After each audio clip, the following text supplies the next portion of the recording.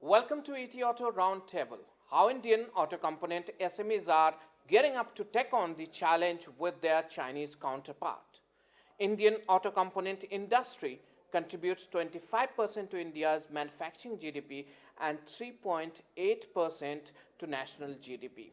It employs directly to 1.5 million people.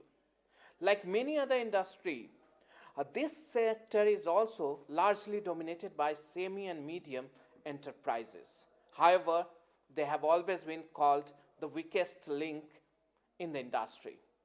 The Indian auto component industry now aims for a threefold growth to achieve $100 billion by 2020, and export is expected to contribute 35 to 40%. While automotive mission plans looks at it $223 billion by 2026. Now, when we look at the current landscape of auto component industry, last 2 years has not been so great for automotive industry, including auto component industry, which has huge overcapacity. Only 50 to 60% capacities are being utilized. At the same time, import from China is increasing every year. Last year it grew by 19%, which poses a strong challenge for especially small manufacturers. ETAuto brings to a roundtable discussion with the experts in the domain. We have here with us Mr. Sunil Arora, Managing Director, Abilities India Piston, Mr. J. Rangar, Managing Director, Stock Rubber, and Mr. Nitin Bahal, Director, Radiant Industries. My first question would be to Mr. Sunil Arora. What is the current status of Indian SME in terms of policy, in terms of technical investment, R&D and all that? Okay, Nabil, traditionally Indian industry has been working through the reverse engineering route. And the build to print route. Now that needs to change. We need to do a lot of co-development with the OEMs, and here the SME segment has a big challenge, but that needs to be corrected and modified. The other thing is that we need to get out of our traditional weaknesses, that we have, whether in terms of several weaknesses, productivity and whatever. We are working on it, but we still need to go further if we have to fight the Chinese. Well, not fight, but compete with the Chinese. So with all these opportunities that we have under the Automotive Mission Plan 2026, there are all these things that we need to do and act fast and get things right. Now, in terms of technology, in terms of innovation, that is where Indian SMEs need to get their act fast. I'm very happy to say that the government is recently, come up with a lot of schemes to help the SME sector. There is a DIPP scheme, where you can get money. There is another scheme called the PRISM scheme, the DSIR PRISM scheme, where you can get 70 lakh rupees, and that's not even refundable. And then they've got these technologies. EPC had a meet last month where all the CSIRs and the CSIOs and the DSIR got together, and Rangar Saab was there with me. And all these guys get 1% of India's GDP. That's like $25 billion a year. And there are technologies which are lying embedded, latest technologies. They're working on technologies as recent as 2014. And they are all there with them, and now they're wanting to give it to the Indian MSMEs. So that is what we have to use, and that is what we have to go forward with, and I think it's going to help us a lot. But the key is execution. The speed of execution has to be really, really fast if we have to, talk to the Chinese and compete with the Chinese. So execution is going to be the main differentiator. Mr. Rangar, you have been doing quite well in exports. Your 70% of contribution comes from exports. How you have been able to achieve this, and what has been the idea, and which are the market you are currently competing in? See, the markets we compete in are primarily the developed markets. A large part of our exports is focused to Europe, the United States, Latin America, South Africa, etc.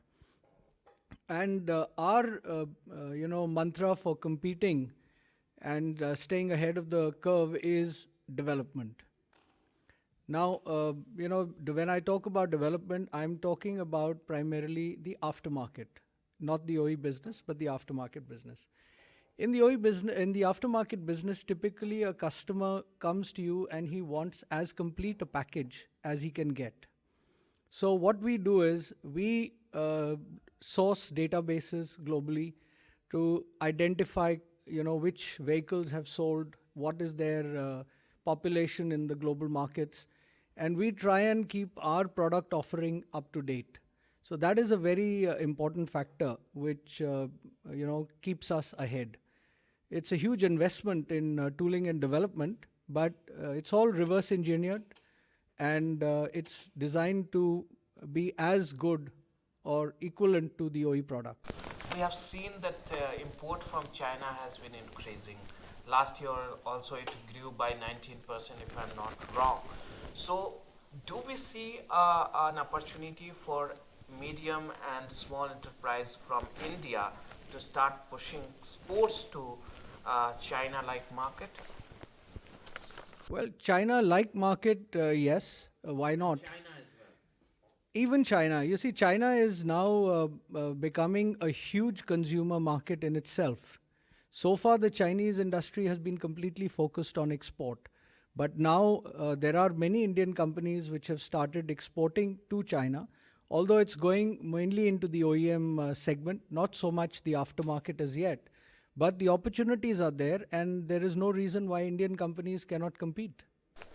Yeah. Mr. Bahal, coming back to our Indian market, we have seen that SMEs always complain that the Chinese import is impacting the aftermarket space.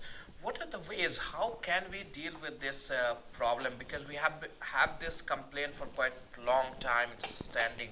Why are we not able to break through this? See, I mean, the Chinese definitely have certain advantages. So I'll talk about the advantages that the Chinese have, and then we'll talk about how we can leverage our own strengths to get an upper hand.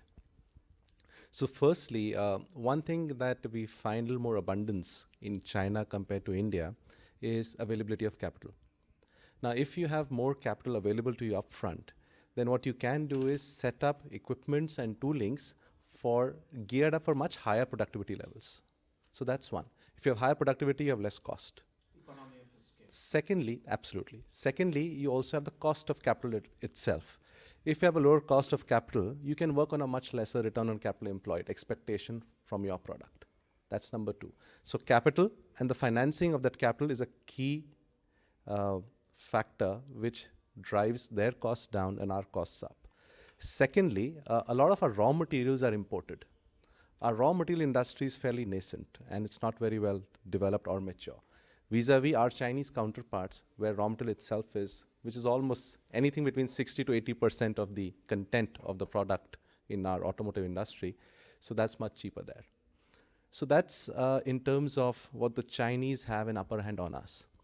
But all is not lost. The Indian companies are also doing very well. And we need to understand where we are stronger and leverage that. So for instance, quality. Indian companies have shown the world how they can be leaders in quality. We have fairly high number of Deming Award winners, GIPM medal winners. In fact, I was seeing the GIPM winners list this year. Our only 5 companies feature in the top 100 list. Sure. Globally. Sure. So quality is one aspect that we need to work more on. In fact, we met the purchasing head of one of the major Japanese OEMs. And these guys are keen to buy from India.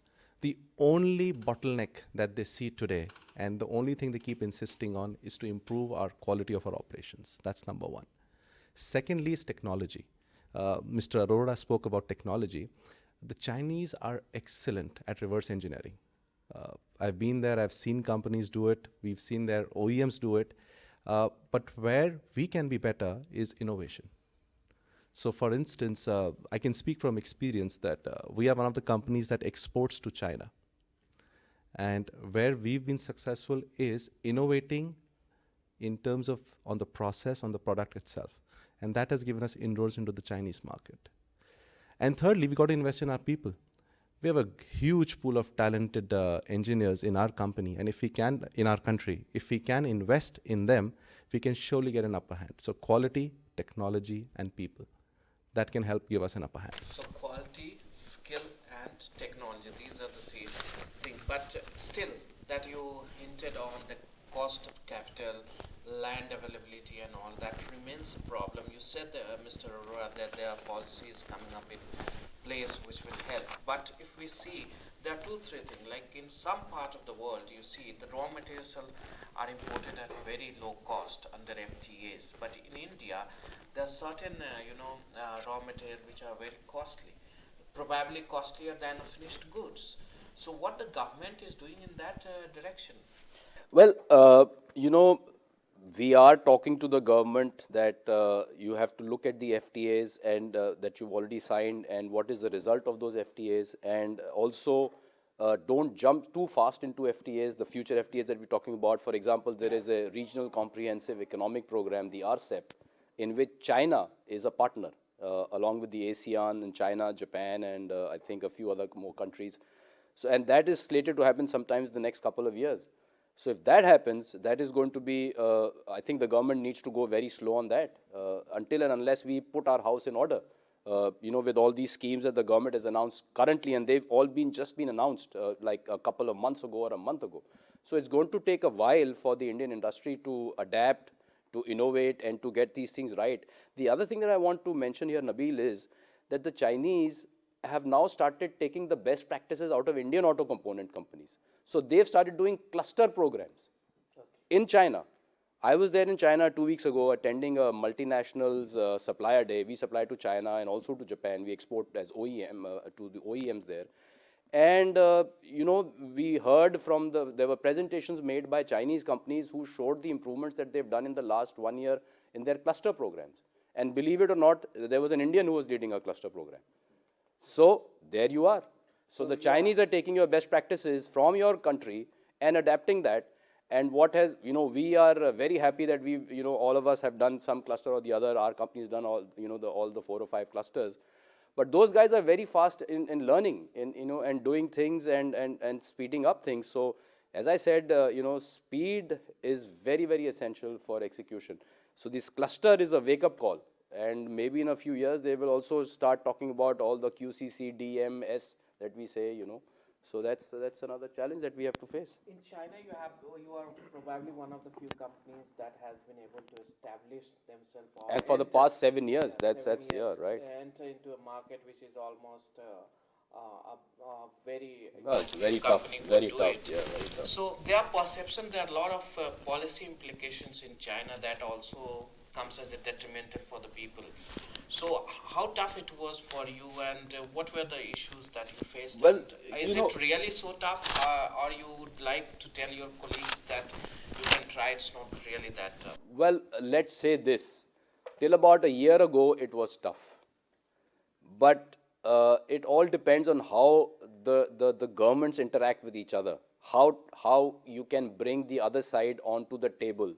And there was a big detriment for even our exports. They used to always find some logistical issues, some customs issues, because they could never find a problem in the quality, and the price was already settled. So they used to come up with various issues, every 3, 4, 5 months. I had to go to China to pacify them. But the point is, you have to pacify a customer wherever he is. And even for a logistic issue, if the company's MD is traveling, I was traveling, just to put things at ease. But now for the last 1 year, all those things are gone. And I think I don't need to state it, but I think it's the present government which is kind of being more proactive with China and being more, talking to them more often. So I think it's helping a lot. So they don't now look at India as a wall that they wanted to create. In fact, unofficially, they used to say that we are not interested in buying anything out of India. But they had to buy because, if you're offering your QCD at a price which was better than their Chinese supplier who was a multinational, then it was obviously your product was more competitive. So these are things that you have to do now, and I think you cannot ignore China. You have to export to China, but also you have the threat that they will flood your market because their markets are going down. Their car industry is down by 15%, their two-wheeler industry is very badly down. So they are, of course, coming into India, and engine parts and all these things are coming into India in a big way. Mr. Ranga, do you agree that it's been really a better situation now for people going to China from India? Or do you think still there are any shift in policy from the Chinese government that would allow more people to come in from India? See, it's a well known fact that it's not an easy market to get into. What Sunil told you is just sort of the tip of the iceberg. There are a lot of non tariff restrictions when you get involved in dealing with China. And those still exist, and that is how the government there is operating. But nonetheless, there is still a lot of opportunity in China which is available, which needs to be exploited. They have advantages of cheap raw material, cheap capital, like Nitin said, cheap electricity, easy access to land and building. All those things are there, and their labor force is very much more productive than ours. Even though we have lower labor rates here than China, but they do have. So it's a question of which products you can target in that marketplace. There are certain segments where the Chinese are very good, but there are others where India is far better in terms of quality, in terms of the available technology, and the world accepts it. Then why are we not able to compete here even in the local market? We see in the retrofit mint, mostly Chinese product score high. Price. It's basically price, but if you in every market there is always a segment which is price driven. So it's only the price driven segment which is looking at Chinese products. If you go into the market today, you go into the auto component market, you go to Kashmiri Gate and others, you'll find that the preference of customers is towards Indian made product. They know what the product is, they have recourse to if there is a problem in quality, they can get back to the manufacturer. In the case of Chinese products, these things are not there. It's a trader who's imported it. Who are you going to go back and claim from? If you put a piston in your engine and the engine seizes in 5 days, who are you going to go and claim your damages from? Nobody. So it's not entirely true. Yes, you find Chinese products in accessories, in the exterior parts. There, because of their finish and the appeal and the look of the product, they are doing reasonably well. Thank you. Mr. Bahal, we just heard that Chinese have an advantage of mass production.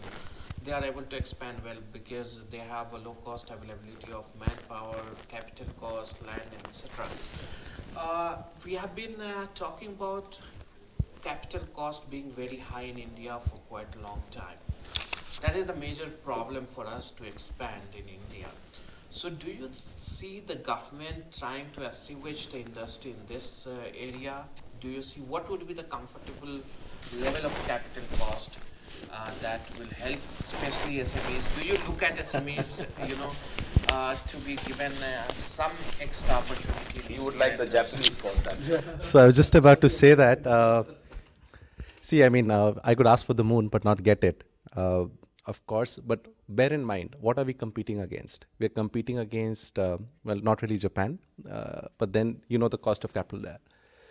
If you look at the Chinese counterparts, they're virtually working at half our cost of capital. Now, if I, for instance, or any Indian SME works at, say, 13 or 14% cost of capital, a 20% return on capital employed is a very, very reasonable expectation for an entrepreneur. Now, if a Chinese entrepreneur has a 7 to 8% or 6% cost of capital, for him even a 13 or a 14% return on capital is great. Just look at the difference. And that completely pushes you out of the market. Now, I'm not a finance expert or a banking expert, but the cost of capital is not something that we can, at the click of a button, depress by 3 or 4%. There's a lot of structural issues in the economy, a lot of legacy issues, because of which the cost of capital today is at a level at which it is. So our effort should be not to worry about something that is outside our circle of control. Let's start worrying about things that are under our influence, which is quality, productivity, and innovation. But I'd just like to add to that, the cost of capital it requires the Reserve Bank and all that, which is not probably going to happen. The point is, there are certain schemes which are within the ambit of the government. For example, the MEIS scheme. Now, if you want your products, your auto components, if the government wishes the auto components to be exported to China or to countries where we have Indian products, Indian OEMs, Indian vehicles, but Chinese parts being used in them. Well, those are the markets that the government should, and we can provide the data. That is not a big deal, or the government has it for, for all practical purposes. Increase the MEIS scheme there, the amount of funds. Right now, I think they give about 3%. Increase it to a reasonable level because, when we say about capital, so this is the best way to tackle the solution right now. To get the problem right now. On cost of capital, Nabil, what Nitin said is very right. We can ask for whatever we want, but it's not necessarily we're going to get it. But having said that, recently the government came out with the interest subvention scheme on packing credit and bill discounting for exports. That's a very good thing which has come in. It's a 3% subvention. Yeah, it's been reintroduced, and 3% subvention. So essentially, if you manage your your foreign exchange well, you can actually reduce the cost of your borrowings for export purposes to as low as 2 or less than that. So higher the export will be better. Sure, of course. In terms of the working capital, but not the capital. He's talking about the capital intensive. Yeah. So there, if you're taking a term loan to finance plant and machinery, there the cost of capital is extremely high. SME has one peculiar problem in terms of R&D and technical capability. Is there policy in place or government support for SMEs to enhance these capabilities, or what is happening in skill development, because that is also important. So yes, I do. There are certain government programs in place. For instance, the government has set up NATRIP, which really helps you in engineering, simulations, design, testing. There is also accelerated, and for in-house capability, there is accelerated depreciation, which is there on R&D, and I know a lot of colleagues in the industry who've availed of that. Look at the Sony model. They moved from Walkman to Discman to MP3 player and whatnot. Every 4-5 product line, and that's something that we also try and do in our organization. Try and jig up the product portfolio every 3 years, because you got to keep innovating. Because in the automotive industry, as my colleagues here would agree, items tend to get commoditified really, really fast, really fast. So, Mr. Arora, one thing we have been hearing that the SMEs are also sometimes, they go on, they diversify their funds, they don't reinvest, and they really do not have that aspiration to be a big corporation or something like that. What can we do to encourage such people to come and dream big? So yeah, a good question. In fact, during this China visit that I was there 10 days ago, 15 days ago, and I was going for a weekend to Macau, and the multinationals, European executive said, well, don't blow away all your money in Macau, because the Chinese do exactly that. They build hotels and they diversify and they get funds out. Indians also do. Okay, we have, but there they do it a lot. Here maybe we have a few examples. There they do it a lot. So every company which is 40, 50, 30 million dollars is diversifying. The point there is, which I think Nitin made a while ago, was when we went, all three of us were on this trip to SME trip to China 2 or 3 years ago. And the point is that Volkswagen told us, the vice chairman of Volkswagen said, that it is reasonable for a Chinese auto component company to expect a 15% net profit. He said that, Yeah. And what about us? What about us? If you talk about a 15% net profit as an auto component maker in India, you'll be laughed out of the meeting. So there is the critical difference, So Volkswagen, and then we asked them about the quality. Well, that was 3 years ago, and now their quality is getting better and better. But he said, yeah, it's reasonable to expect a large amount of PPMs from Chinese suppliers. But what he said was that if you want the Chinese auto component manufacturer to increase his production or his delivery by 40% in 2 weeks, you have it. And that is how they've been able to become the number one automobile manufacturer in the world. We see most of the micro or SMEs, micro companies, they continue to remain that way. Do you expect that there should be a consolidation, M&A, bigger SMEs coming and buying those companies? We don't see so much of this happening in India.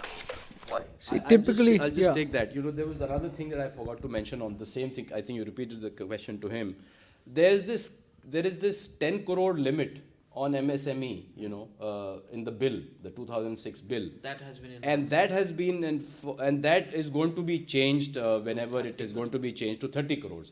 So a lot of SMEs in India have put plants in separate cities and have stayed within the SME ambit. But even if we talk about 30 crore, that is not good enough. You see, outside India, the definition of SMEs according to valuation is much higher.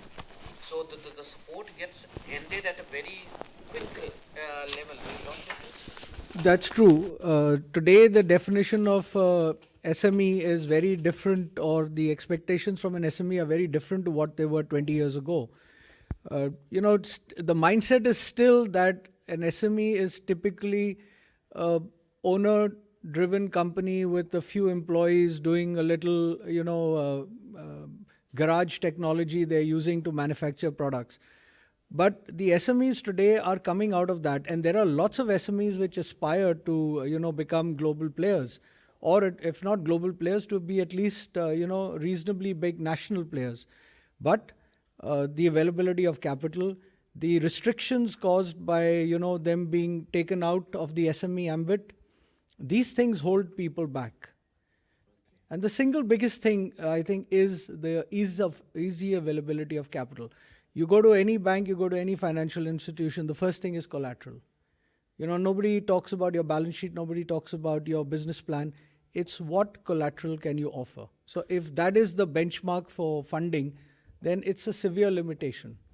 Okay, we see a lot of consolidation in other sectors, especially startups and all, but we hardly see consolidation happening in this sector. It's happening. It's happening. Okay. At the tier 2 level, I'm inundated with offers every other day to buy out smaller companies. Okay. So it's real. It's very much out there. It's law of the jungle out there. How much of deal happening? So what's going to happen is either deals are going to happen or these companies are going to get wiped out and their business is going to get swallowed by the others. So I'm not sure which way it's going to swing, but traditionally my expectation would be that the business would get swallowed by the others and deals may not happen.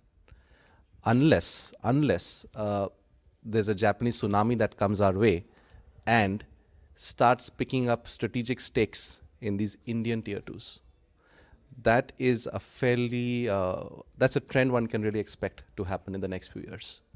Okay. Also adding to that, funding for M&As within the country is not easy to come by.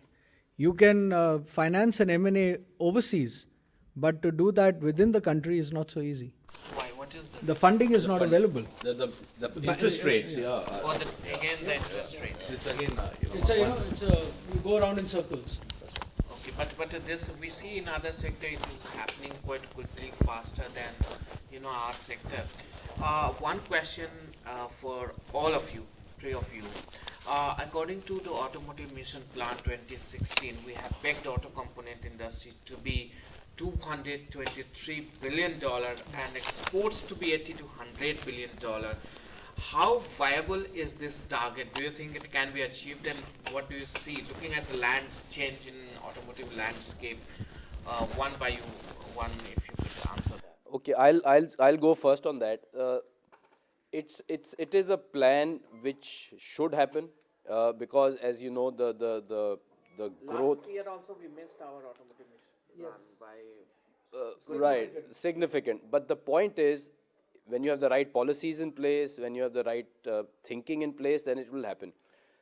we've been saying that the growth, I mean, you know, the numbers, 14 or 18 people per 1,000 people, 14 or 18 cars per 1,000 people, as against China's 100 and America's 700. So that's a huge potential there. The main factor which will get us there is, you know, really innovation. And you know what we say, it's an old thing, don't build to print, do art to part instead of part to art, you know. Now, how are we going to do it? It's easy to say these three words. How are we going to do it? That is the critical feature. And that is where the government has to step in, has stepped in to some extent by this DSIR scheme. Okay, there is another very good DSIR scheme that I probably not mentioned. And that is, if you have an innovative idea, you go to them and they give you money at 4 or 5%, you know, and you can pay it back after your product has been successfully launched. And so we've done that for one new technology in piston manufacturing. And that's been successfully launched in March 2015. So then they start taking back the money a year later in 5 installments. So that is another very good scheme. So we really need to do all these innovations, technologies, and basically the owner of the company has to have a bent, a mind frame that you have to innovate. Even if you're doing 300 crores of build to print stuff, you're going to be in trouble. So you have to innovate, you have to find out what is the new way of making your product, what is the new way of making your product cheaper and more productive, and that is the only way that you're going to do it. And if you just say build to print, then it can be trouble. We are probably the least investor in R&D, if I'm not wrong. Right. Yeah, it's much less than 1% or 0.5%. Correct. True. Yes. See, your question that, this figure of 223 billion and 180 billion in exports, is this just a figure that's being thrown about, or is it reality? Well, if you actually analyze it, this is a figure which is achievable. Given the growth of the auto sector that is projected, and the changing perception of Indian products in global markets, this is a very, very achievable target. There are, however, limitations to this. One is, to achieve this target, we need a huge infusion of capital. So we come back to the same thing again and again.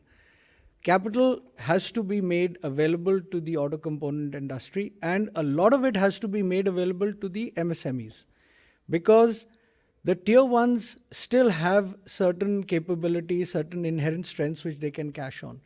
The tier twos are the weakest link, and the tier threes.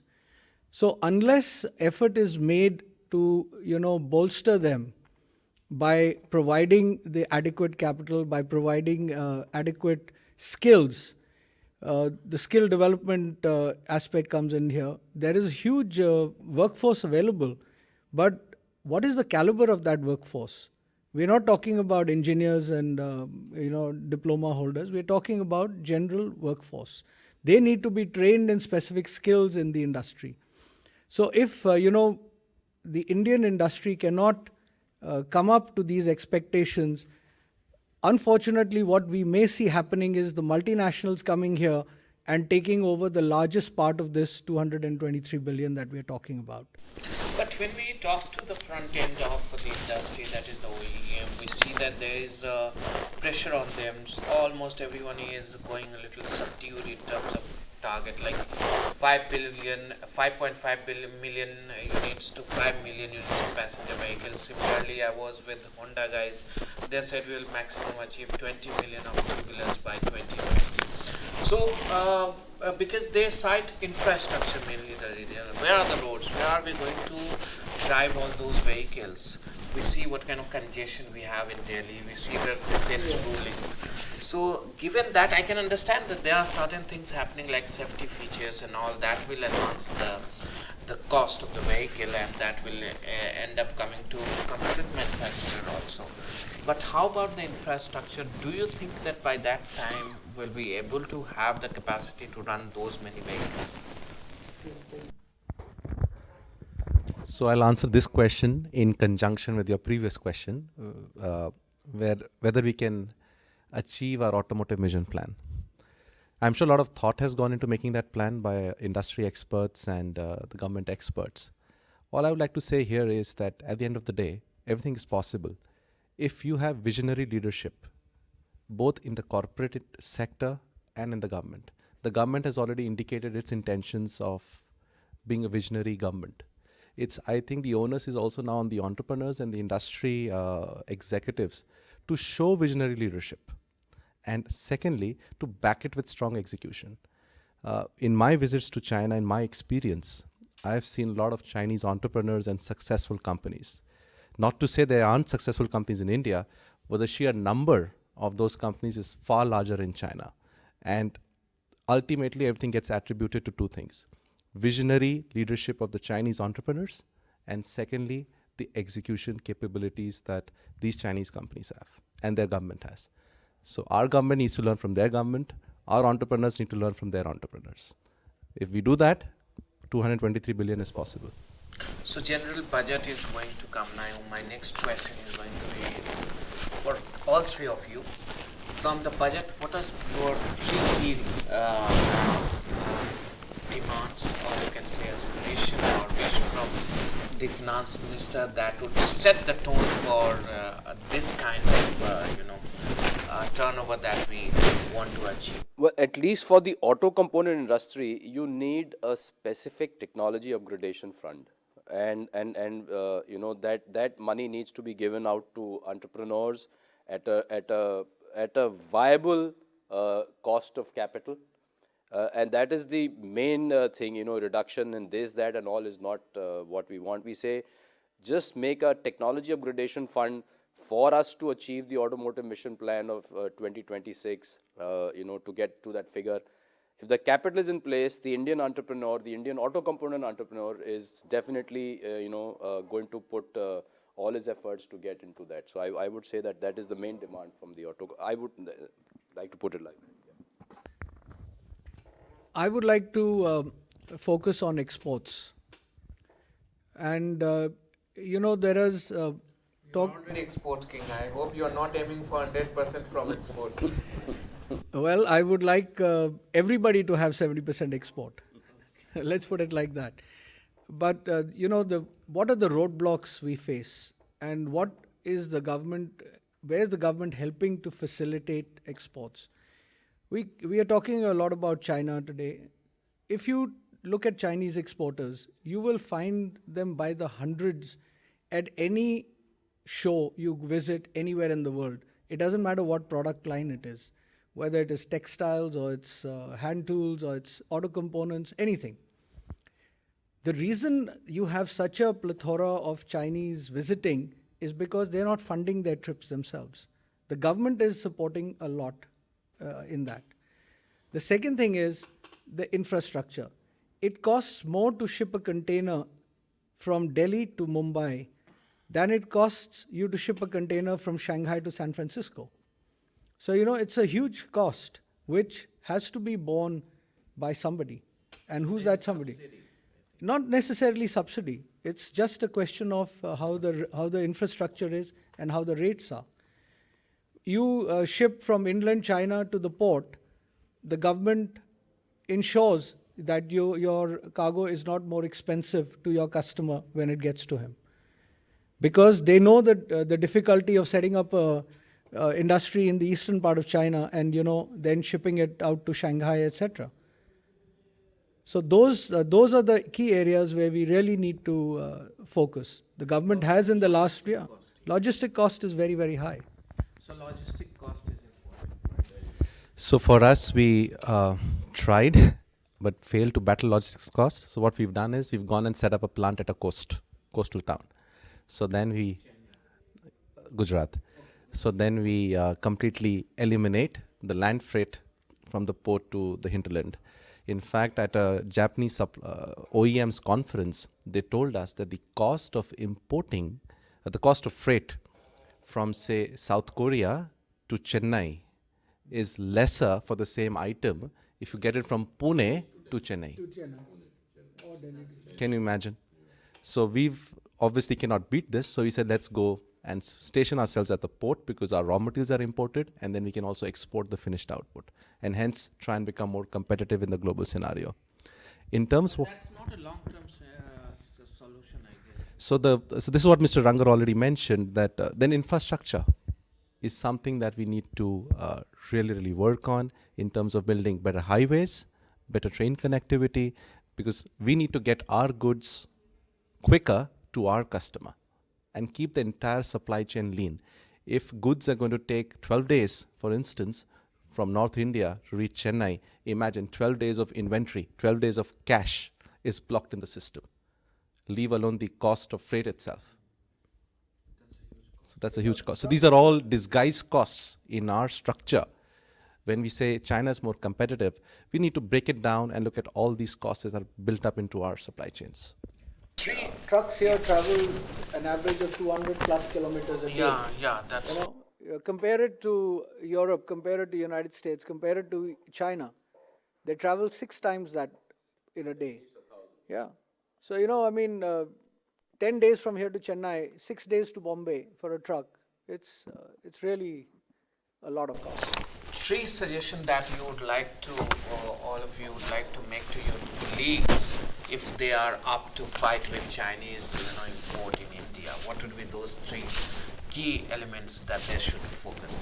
So I would say be smart and pick your battles. When I say pick your battles, you cannot really battle with components with low value add and a lot of commodity, a lot of commoditization. So pick your turf and fight with the Chinese on that turf. For instance, we decided to pick safety critical parts, and that's where we're giving them a fairly fair fight. Well, I agree with what Nitin says fully, but I'd also like to add that we need to be innovative, and we need to be quick to develop products. If we want to fight the Chinese auto component manufacturers in the replacement part market or in the OEM market, we need to demonstrate the ability to develop products quickly, and our turnaround time has to come down dramatically. So I would say yes, design. All of us have to get in design capabilities in our companies. Most of us are, we've developed 2 piston assemblies for a European OEM, and I'm very proud to say that they've gone into production after 2 years of tests and trials. So I think design is the first key thing, and then go on to innovation. Because once you learn to design, then your engineers and your people would, think about innovating. So get into the design mode ASAP. So what is the conclusion of today's roundtable discussion is that all the auto component manufacturer who was trying to take a face-off with Chinese counterparts should take care of 3 important things. 1, they should start investing in innovation and technology so that they can have quality product. Secondly, they should try to reduce turnaround time of the products. Thirdly, they should start investing in skilling manpower. This comes as an end to this episode of ETAuto Roundtable. Till then, take care and wish you all very happy New Year from entire ETAuto team. Stay safe. Thank you for watching.